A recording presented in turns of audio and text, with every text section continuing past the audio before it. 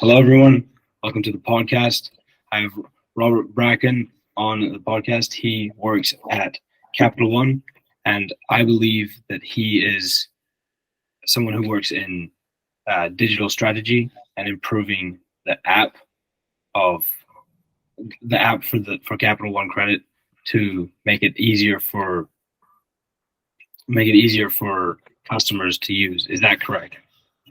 Yeah, I'd say so. I think it might be helpful to give you a little bit more context on like the things that I've done at Capital One. I've been there 5 years now, and like if that sounds good to you, I'll just give you like a quick overview of like. Yeah, go ahead, please. It'll probably give context for folks. So I joined 5 years ago. I started my career in corporate strategy at a boutique consulting firm, and what that means is like say like a MasterCard comes to us and say they have a new kind of payment technology and they want to do like a market entry analysis in Europe. That was like an example of like the kinds of things that we did. So I did that for about a year and a half. Ended up getting reached out to by Capital One in the corporate strategy division. I mean, Capital One's a pretty big employer in the DC area. I kind of already knew that there's a lot of good things said about them, so I followed through and it seemed like a good place to go. And so I joined corporate strategy. And while I was there, I spent 3 years in that group, really focused on like broadly, what are the consumer perceptions of the market, not just at Capital One, but for like any kinds of consumer. So competitors, people who are like with competing banks, also people who are unbanked, you name it. And so a lot of the work involved like building our own internal versions of like a BLS survey, understanding how consumers think. And BLS is like Bureau of Labor Statistics. So like figuring out our own versions of like, what do people say about how they're managing their finances? What kind of reasons do they cite for making the decisions they do? And how does that differ, say, from like the reality of how their behavior is? So I did that for a while, which was pretty cool. It was pretty white space, which means like you're trying to figure out where the wind's blowing, but you're pretty removed from the operations of the company.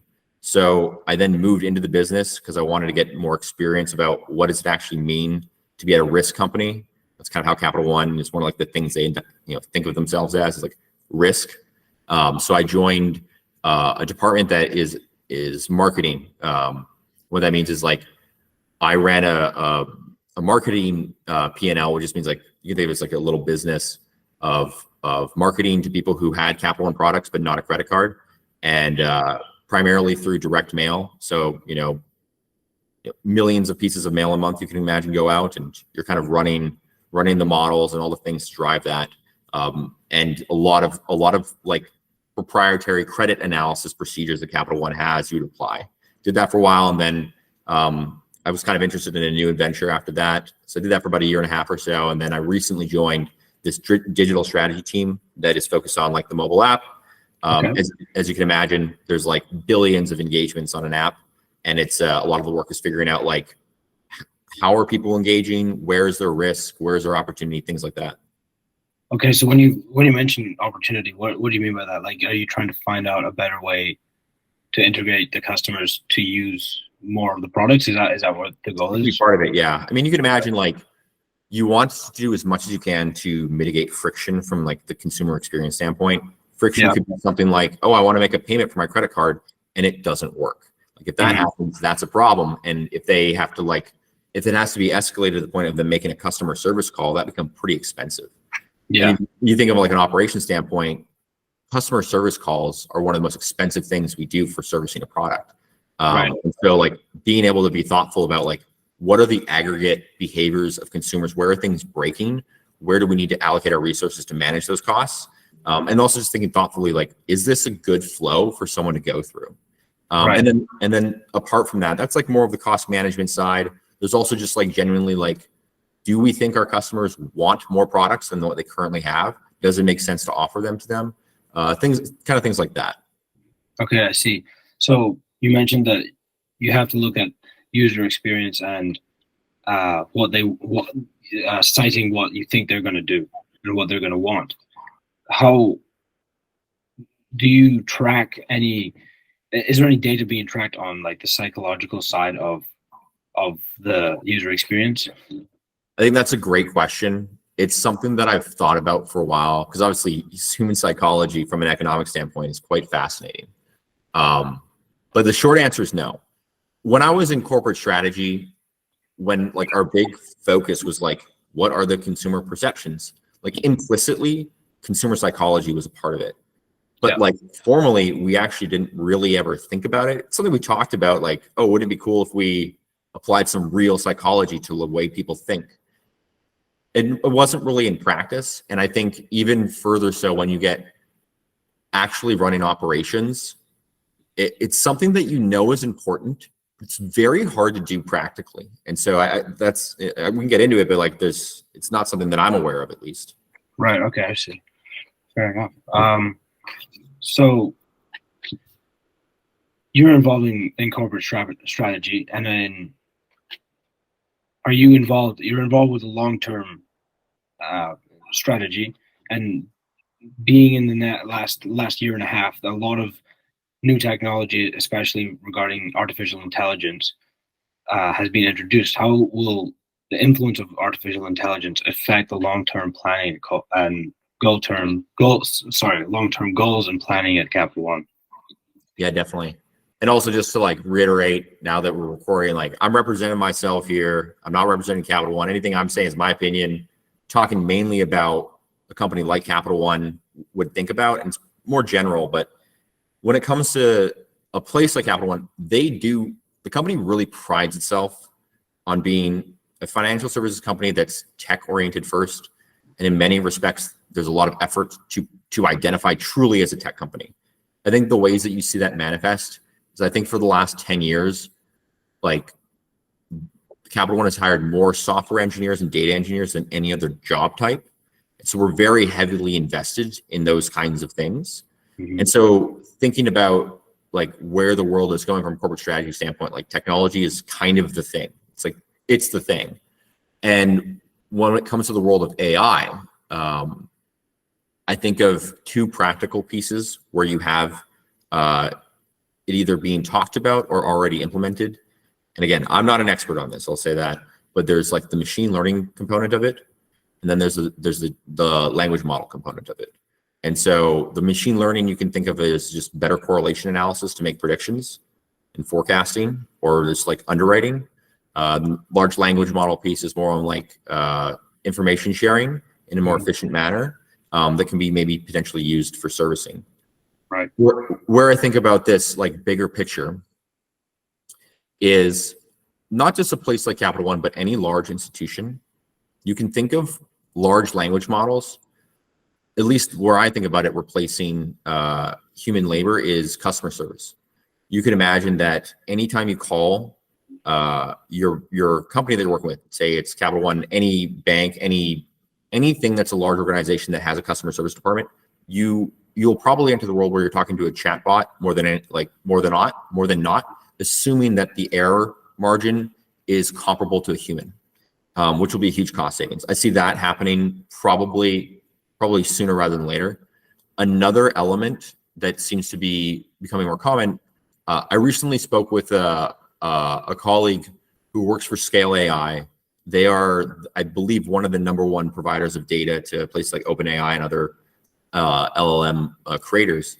And it seems like a big thing that's happening is that organizations are looking to build their own specific LLM. So, sorry, what is an LLM? A large language model. So Okay. if you think of ChatGPT, that's a large language model. Yeah. Okay. Because it has access to so much information, it can put it together. I see. And it's trained on billions and billions of different data points. So you can think of a company like Rogers in Canada, or AT&T or whatnot. There's a lot of data that they have that is proprietary and they don't want public. Mm-hmm. And so you would hire, say, either internally or externally, to build a large language model that's specific to this enterprise. So let's say Rogers, and those data would be a mixture of Rogers specific data, account information, revenue, blah, blah, blah, and also public data, what's available on the internet that's open source. And this is already happening, where you can develop these models that require less data inputs, but are more accurate on industry specific requests. So Bloomberg did this last year, and there's actually a public report about it. And it seems like a lot of organizations will probably invest in that, because you can think of like one of the hardest things about large companies is like information sharing. And if you had a chatbot that's specific for it, anyone can go ask it questions, and if the error rate is small enough, it's better than anything else. So I can see that being a trend. Does that answer? I mean, I know I'm kind of going on a tangent. Yeah, not what I was expecting, but that's awesome. I didn't know what I was expecting. But that's a really cool answer. I would never thought that. That's awesome. I mean, this is all in the making. I don't know how like some of this is speculative. Nobody really knows where we're going with it. But those are two. That's one application for sure, and then account servicing, and that's on the like AI. And then there's the machine learning, which is just like the way that I interpret it is just like much better ways to do correlation analysis for predicting outcomes for specific tasks. What is correlation analysis? So you can think of like when you're trying, you can think of machine learning as doing a better job of creating regression analysis to see correlators for desired outcomes. And so let's say you're a credit card company and you want to know how much, like how much credit you should give a given application. You imagine that like a machine learning model would be able to brute force like the optimal risk based on just feeding it data, where like it essentially learns the equation through data, feeding it data, as opposed to the prior way to do that would be you would hypothesize what is the best way to predict based on first principles, and then you come up with an algorithm to do that. Okay. The opposite is machine learning. Just feed it data and you have it tell you what the optimal version is. That seems that point that you just made, that seems like a really good system, because I've just read The Big Short, and all of that would have been solved if machine learning had said like, no, we can't have subprime loans, and otherwise, like that's pretty interesting. That would have been, I think the issue with the '08 crisis is very new. Well, there are a lot of pillars to what happened there. So, but I would say that it's more than I have a tough time seeing. There's a lot that goes into it from a risk standpoint. Not just subprime loans. Right, yeah, a lot more into it. So why is corporate strategy important from a competitive advantage viewpoint, if large investment companies such as BlackRock and Vanguard could end up just owning and buying up the company? Well, I'd say a place like Capital One or any publicly traded company has a fiduciary responsibility to add the optimum value to its shareholders, regardless of who the shareholders are. Mm-hmm. So I don't know if ownership matters per se, at least at face value for the necessity of a corporate strategy. The reason corporate strategy exists, at least from my understanding, is to understand where the world is going, because in order to survive, you have to adapt. Not very many companies last that long. And so you need a department to be always thinking about where things are going. Okay. And so even if there's a consolidation of ownership to a BlackRock, you still want to be the credit card company that's getting bought by a BlackRock and not the one that isn't, let's say. Yeah. Yeah, that's fair. And so, yeah, I guess if every company isn't owned by BlackRock, then it still is required of that other company to produce competition. I mean, yeah, it's got to allocate capital. Like you go public to raise money, and if nobody's buying, then you're screwed. I mean, yes, if all the buyers are consolidated, that's its own problem, but I don't think it necessitates, like, it's a different kind of nuance to it. Like, I don't think in theory, let's say I run like a breakfast shop and I go public. I don't care where the money's coming from, so long as it's meeting my goals to grow. Yeah. Okay. Now, I imagine there are other second order effects in terms of like how the ownership might influence the board and how the board might influence culture and selection of leadership. That could be a different kind of thing. But at least at face value, I think that like that's a little bit of a separate kind of thing as it relates to the function of corporate strategy. Awesome. That's great. So this is changing the subject a little bit. Outside of political matters, and I know a lot of stuff is happening around the world right now, do you think war is necessary? So I'd say war is politics, just through like it's just an extension. It's a toolkit within your political realm. War is a matter between states, and that means it's state policy to go to war. And so I think war is politics. And I would say that human nature, as long as violence is used as a means for coercion, and as long as people want to have status hierarchies among others, you will never. War is just human nature. I don't think it can go away. Right. Okay. Yeah, that's a good point. I think war. I would agree. War is human nature, and yeah, that's pretty much what I agree to be. If there is always a hierarchy in the social place, then one person is going to be more competitive than the other, and one has to win, even if they agree at the end of the day. One will win. As long as control of resources matter for outcomes that are compete for different groups that are competing, like you can expect tensions. And not only that, war, I think, like in an ideal situation, you probably don't want to go to war because it's quite expensive. It's expensive, and also the risk of your own internal uprising can be high. So from a state standpoint, like you don't typically want to deploy that unless you need to. I mean, you can think of the United States in the 70s in Vietnam, like, all the uproar that happened internally because of that was pretty substantial and pretty disruptive. And so like you want to be pretty thoughtful about the expense that you go to. Yeah. With the increasing digitization of currencies, what, in your opinion, will be the safest way to have access to your money in the future? My hypothesis is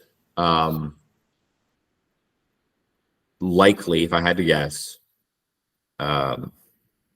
either Bitcoin or gold, or some combination of both. That's going to be the safest way to go.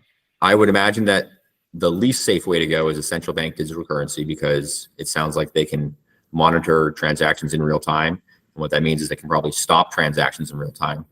It also means that they can probably do something like put time constraints on your money. Right. So what that would mean is like, hey, you have $100 in your bank account, but it's only there if you spend it in 2 weeks. So they can stimulate spending based on things like that. And you wouldn't really be able to fight back against that. So I imagine like having something that is truly decentralized, like a Bitcoin, has the practical functionality to compete. Gold is way less ideal, but it's a historic store of value for a reason. So I imagine that there's going to be an element of that as well. Okay, and just as a side note, are you invested in any Bitcoin by any chance? I'm not. I mean, it's very easy to get swindled. There's been a lot of cryptocurrency fraud over the last 5-7 years. A lot of money has been lost, and I think that there's a lot of homework to be done, at least on my end, to be thoughtful about how do I actually own Bitcoin? How do I protect it? How do I actually, it's one thing you might think you're investing in Bitcoin, but you're really just buying a claim to a Bitcoin. And do you actually own it? Like, I don't know. And so I'd like to get to a point where I'm educated enough to feel comfortable, but I don't think I'm there. A good book that I just read that you might appreciate is called Broken Money by Lynn Alden. And Lynn Alden's a big Bitcoin bug.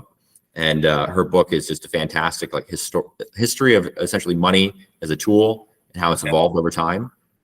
Yeah, highly recommend it. Broken Money. Broken Money, yeah. Okay, I'll remember that. Do you you mentioned that you were reading earlier. It's the morning for you. We're in different time zones, but you mentioned that you were reading. What were you reading earlier? At the risk of sounding like a nerd or a little interesting, I was reading High Output Management by Andrew Grove, who was the former CEO of Intel. Okay. I think he's able to talk. He wrote this book in '83 when he was the president of the company at the time, and I find it surprisingly practical, even 4 years later, about like how do you manage your time in a company. Right. I mean, Intel is very large. Where I work is 20,000+ people. How do you manage these ambiguous problems in a tactical way? Also, have you heard of the book of The Hard Thing About Hard Things by Ben Horowitz? I have not. I'm going to have to remember all of these books. Yeah. Well, it's a big Silicon Valley, big book in Silicon Valley.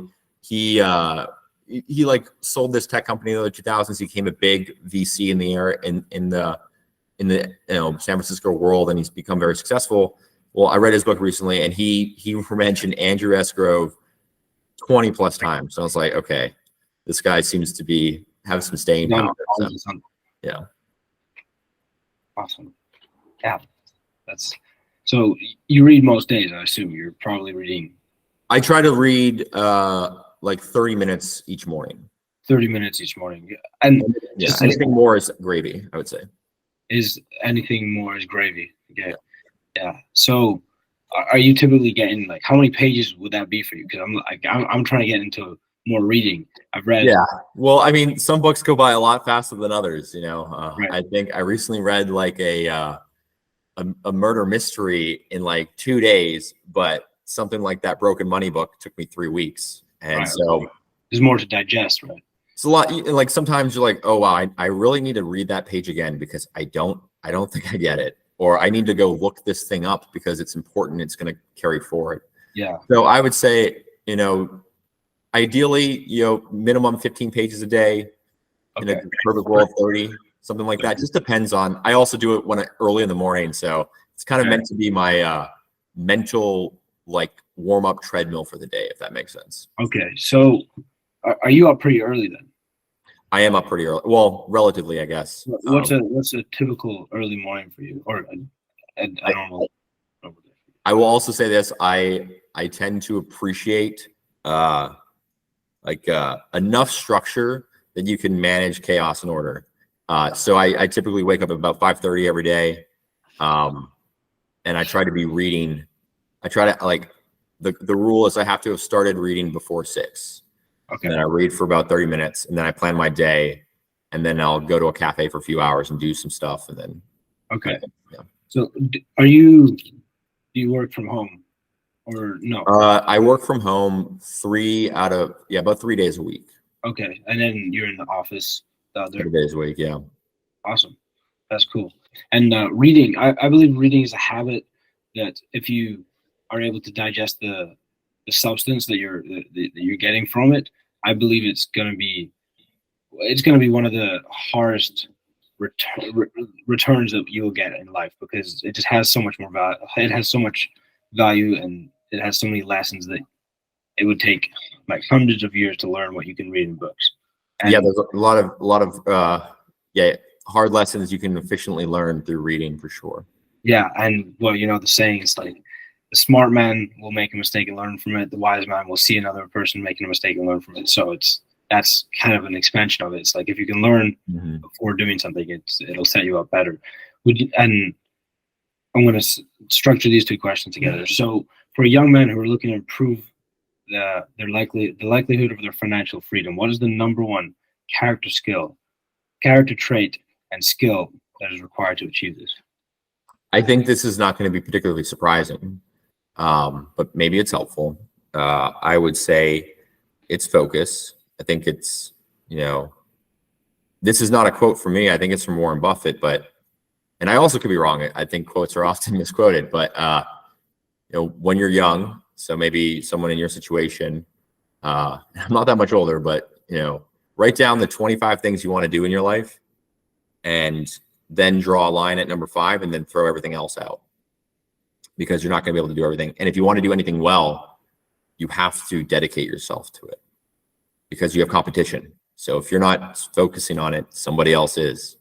Mm-hmm. And that's one piece of it. Another piece of it is being thoughtful about the habits you have in your life. What are the things that you do regularly and are they helping or hurting you?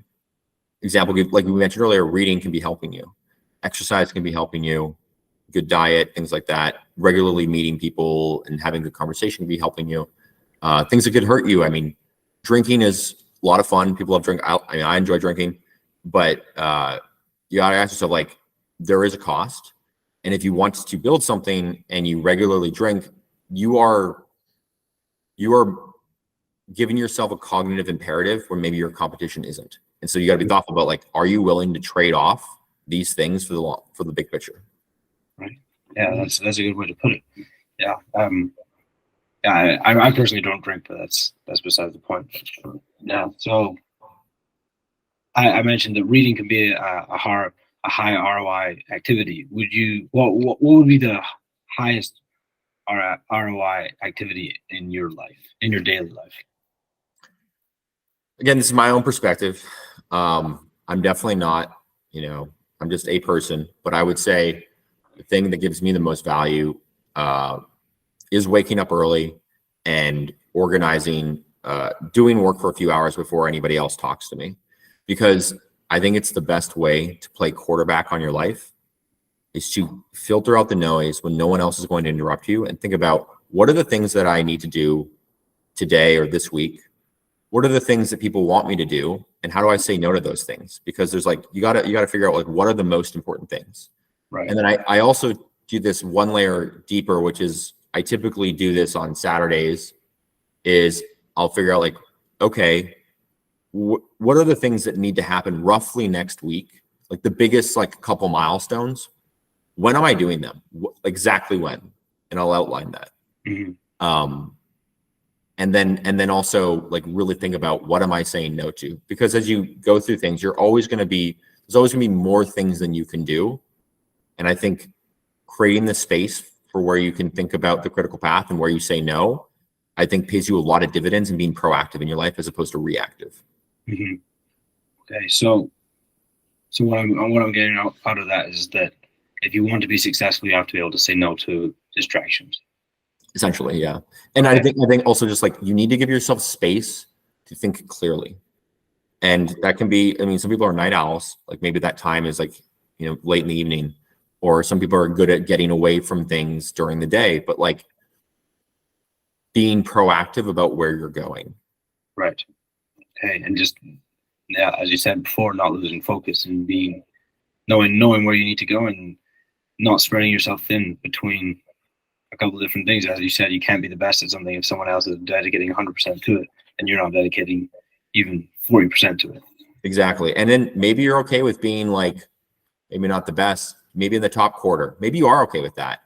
But making sure that you're doing enough to stay in that top quarter, because like, I wouldn't want to be, say, the CEO of Capital One. That's too much dedication for something that I just don't have the energy for. It's a huge trade-off in life. Mm-hmm. And I'm okay with that. But, there are other things I want to be good at, and I want to make sure that I, give the good enough effort to do so. Absolutely. And I couldn't quite understand from like just your LinkedIn. I know we didn't talk before, but what position are you in, like, at the company? Are you're a manager? Yeah. Of some sorts. Yeah, I'm a manager. Yeah. Okay. Sorry, I just don't know. So there's various job families. Okay. And so you have your like data, like scientist. And did you start there? No, this is my second job out of school. Okay, sorry. And so, yeah, I came in, they have a couple different job families. You have your business analyst job family, which is what I'm in. You have like your data analyst, you have your product manager. There's a variety. And then I'm kind of like at the manager level for the business analyst job family. Kind of goes from there to, director, and then VP, and all the kind of ladder things. Okay. I see. Yeah. Where would it be like the highest that you would see yourself like wanting to go to? Like, what would be like the most stress that you would be willing to take on for that role? Great question. Well, one I would say is stress is a killer. So being very thoughtful about how much you want to take on, I think is really important, because you see a lot of people who are not very honest with themselves about like, they say they want to be healthy and successful, and then they become a victim of their own desire to climb the ladder. And I see a lot of people get out of shape, seem tired all the time. You're kind of addicted to the dopamine effect of promotions, let's say. And I want to be very thoughtful about maintaining my health and well-being. And so I guess it's like tough. I don't want to like say, I think there is a way to be, say, in the vice president tier, where you are pretty thoughtful about how you manage your stress. But you have to also be very aware of how you're going to get there and how you outcompete those who want to get there while also being healthy. So it's not impossible, but I just know that I'm not willing to say work 100 hours a week, like start getting sleep problems, and things can compound pretty quickly. You see a lot of people like get ongoing health issues, and there's a cost to it for sure. Yeah, it takes a toll. Yeah. takes a toll. Okay, so I did a little bit of research into SQL and Tableau. I'd never heard of them before, so I don't know much about it. But so you have experience in that. That's and what I saw on your LinkedIn, and you work with data sets and math. I'm assuming you're quite good at math. And as a side note, were you in Wilkie's science class? No, Stephen Cox, I think Okay, retired. Okay. I think he retired in like 2015 or so. All right. Okay. Yeah. So for Tableau and SQL, which are, for those who don't know, are like they're databases that you can use to make arranging data easier. I'm assuming that's what it is. I think right? a way to frame it is we, like a lot of companies, will have our database like in the cloud, and we work with, say, like a cloud data storage company, and the way that we access all of our data is through an interface where the language to pull the data is SQL. And so you think of like, oh, I want to be able to look at, I know that this data is being held in this schema, and I see it specifically in a specific table, and I want to pull it and arrange it this way. It gives you a lot of functionality if you know what you're doing to kind of output a version of an Excel spreadsheet in terms of its data. Okay. Tableau is more of a data visualization tool. It's one layer on top, and it's less user input required. So it's more used for like monitoring things that are more consistent.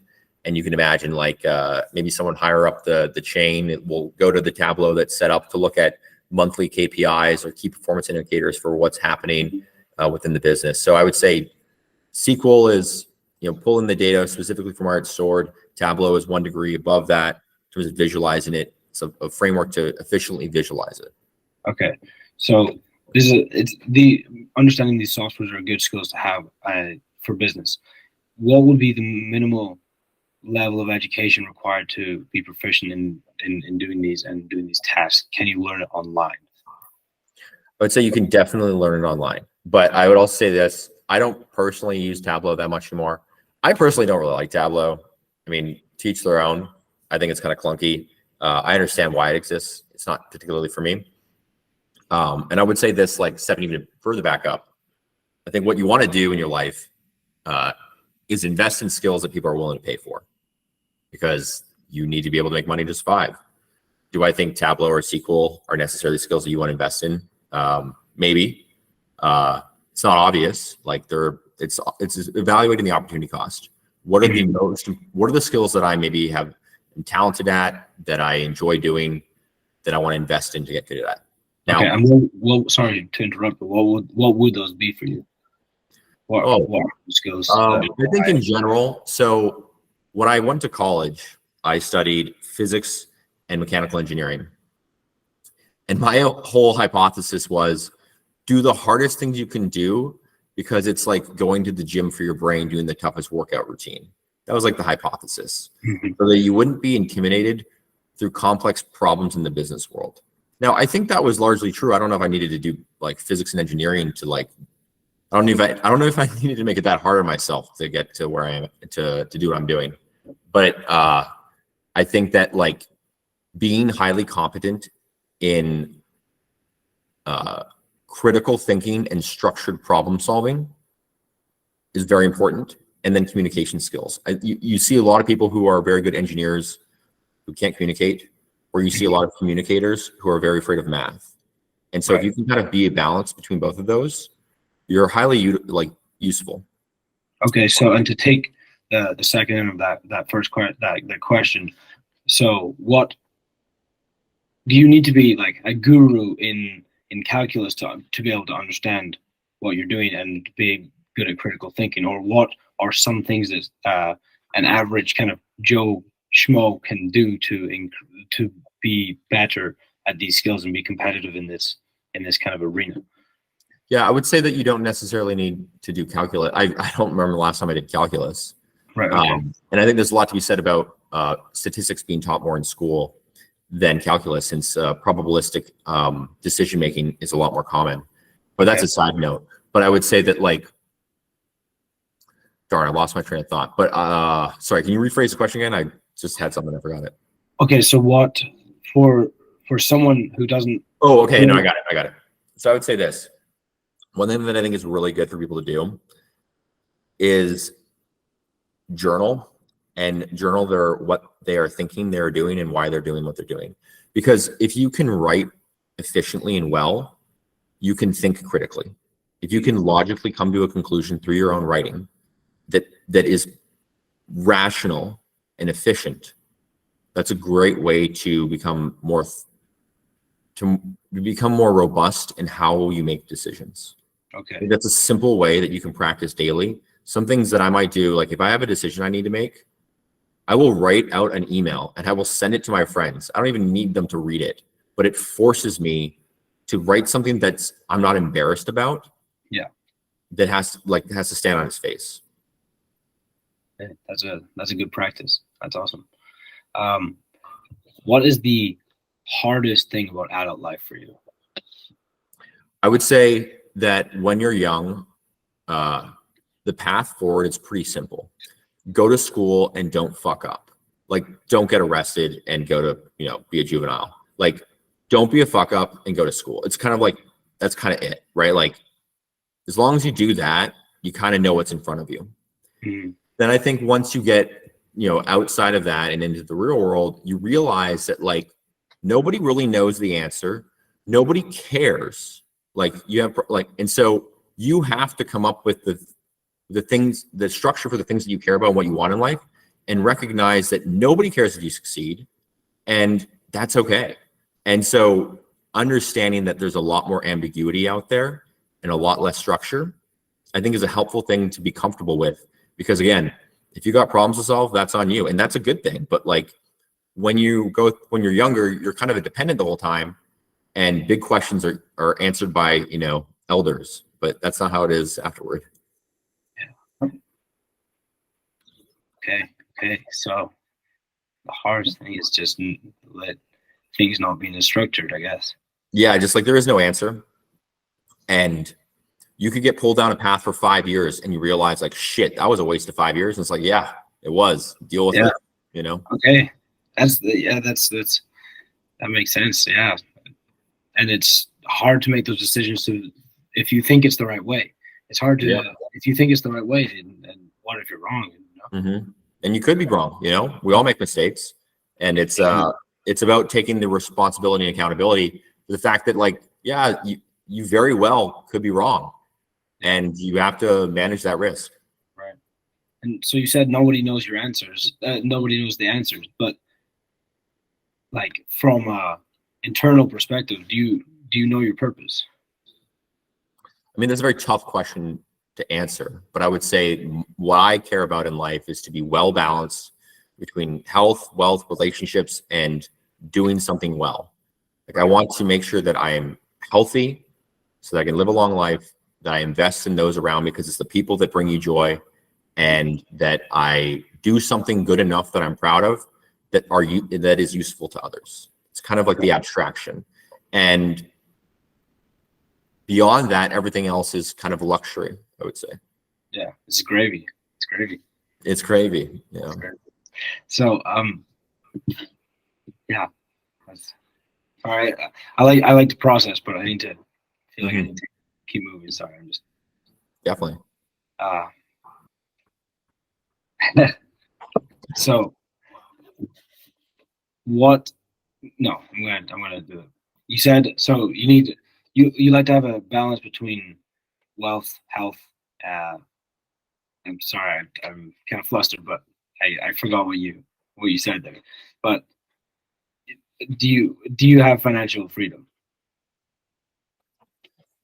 I think that's an interesting question. I would say, I mean, I don't really know how to answer it, but I would say I'm fortunate enough that I don't stress about that. But everybody wants to build more. I guess like I live below my means, and I think that is what it means to be financially free, is to not being in debt so that you can't make decisions in your life. Yeah. Okay. Yeah, that's well, like there's certain things that you do not have to worry about because you live below your means and you're in a financial place that you can do that and not have to worry about it. That would be how I would define financial freedom, is not have to worry about certain things. Yeah. Yes, like you have contingency plans, and you're not living paycheck to paycheck, where Yeah. you have to react to the world because you have no agency in it. Yeah, and you don't have any backup or whatever. Exactly.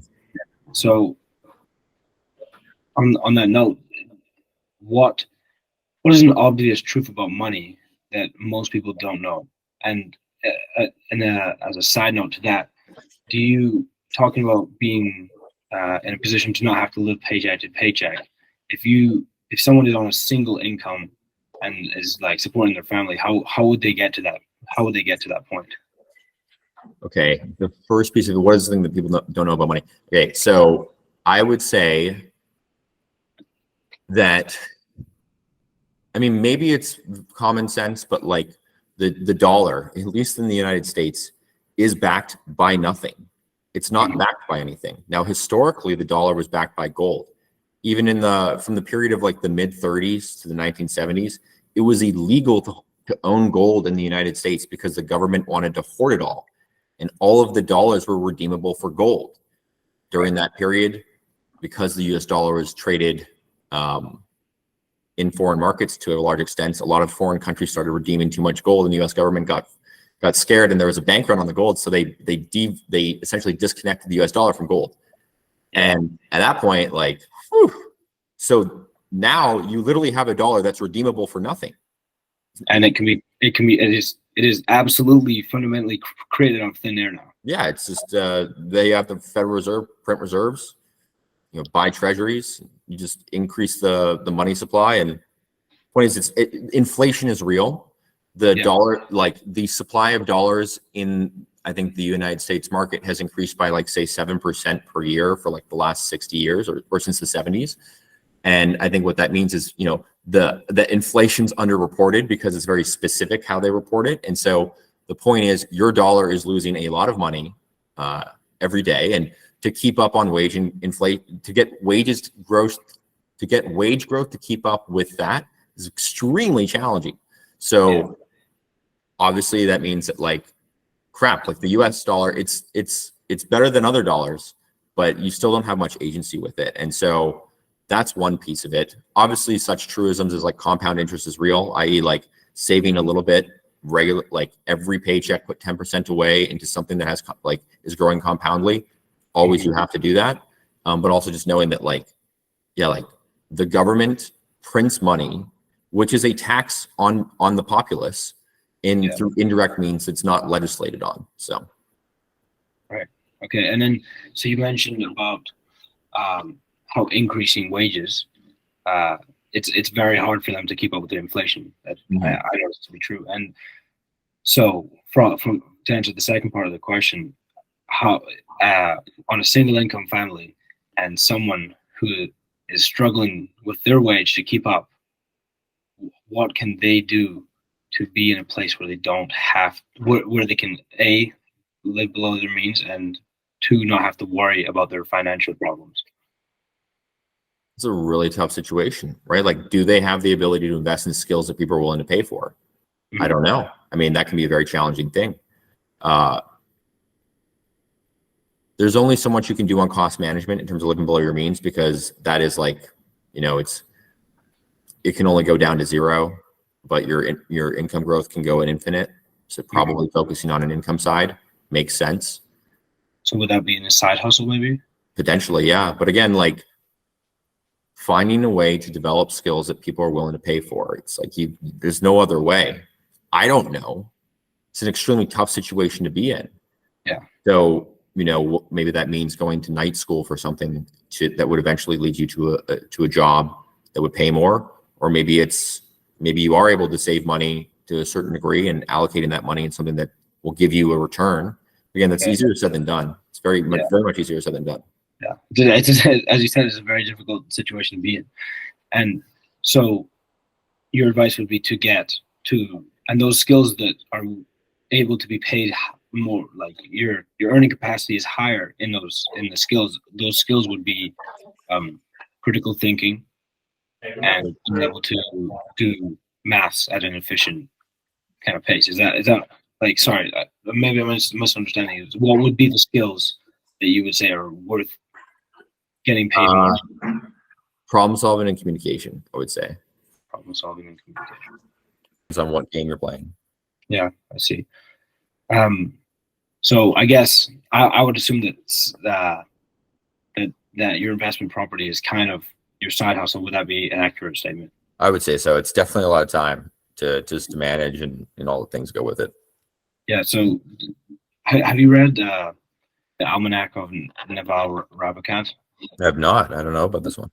It's the subtitle is a wealth on how to build a guide to wealth and happiness, and I think it was pretty accurate. And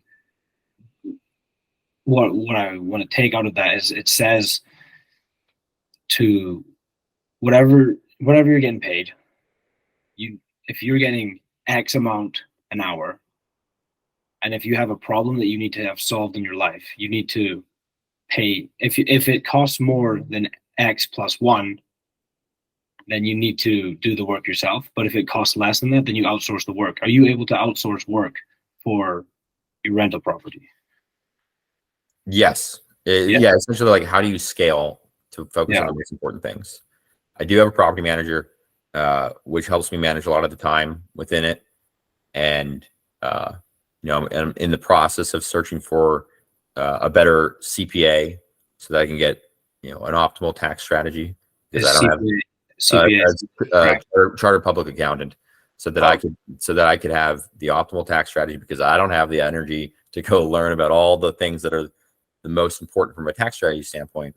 And so getting, say, those two fronts gives me time back to focus on, like, the things that are I'm better suited to do well at.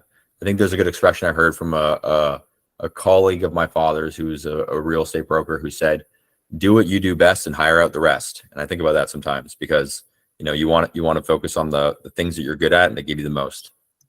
Right. I like that. That's a great quote. I'll definitely use that in the future.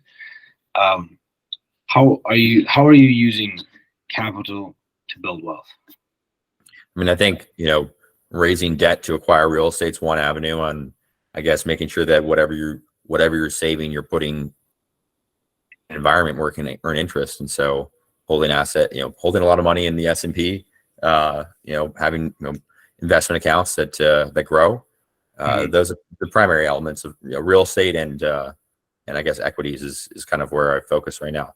Again, I'm no expert, but an alternative that you can do as well is work for a company that gives you equity, which it's a risk reward thing. And I've thought about a lot of maybe going to a company where it hasn't gone public yet, and you can get options.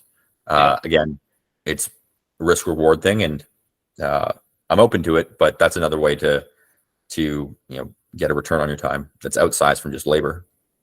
Awesome. That's awesome. So, yeah, that's